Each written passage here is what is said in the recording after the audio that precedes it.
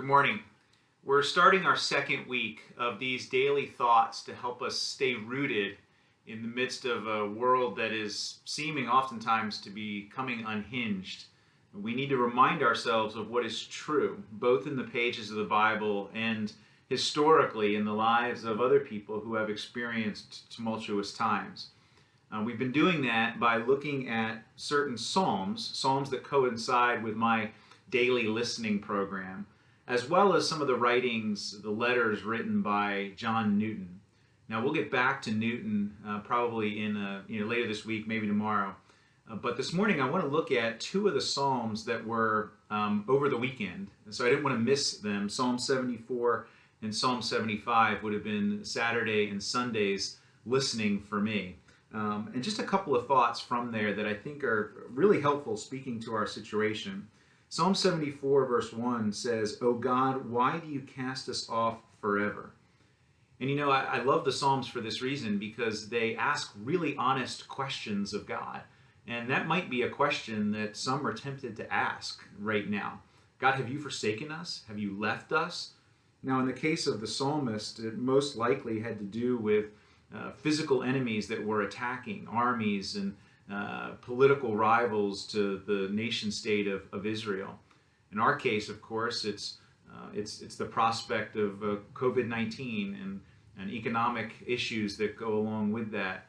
And yet the sentiment is very much the same. We ask God, have you forsaken us? Now, what's interesting is the psalmist, after he recounts all of the foes that he faces, comes back and says, yet. That's in verse 12. Psalm 74, "Yet God is my king from of old, working salvation in the midst of the earth." He reminds himself what is true based on history. He's our king from of old, and what is he doing? He's working salvation in the midst of the earth. Even in ways that we might not be able to see, God is actively at work in the midst of the circumstances of this world, working salvation, bringing things ultimately to a place of final resolution and restitution. And in verse 20, he actually gives a hint as to how we can trust that God is at work, even when we can't see it. Because he pleads with God and says, "Have regard for the covenant." Now, the covenant was the agreement that God made with his people to be their God and to be with them. And it was a promise that was sealed in sacrifice. In the Old Testament, it was sealed in the covenant of Abraham with a sacrifice of animals that were laid out on the ground, and God himself walked between the pieces of the sacrificed animal, signifying that this was a covenant that God intended to keep. It's a covenant that we know was ultimately kept by the sacrifice of Jesus himself, the ultimate sacrificial lamb on our behalf. And so when we're wondering about how God can be at work in the world today, even when we can't see it, we go back to the covenant and we look at the promise that God made and the fulfillment that he made, that promise being kept in the work of Jesus Christ. Now, Psalm 75 takes a different tact, and it makes this statement to start: "We give thanks to you, O God, we give thanks, for your name is near." Now, this raises an interesting question. How do you give thanks in a time of anxiety?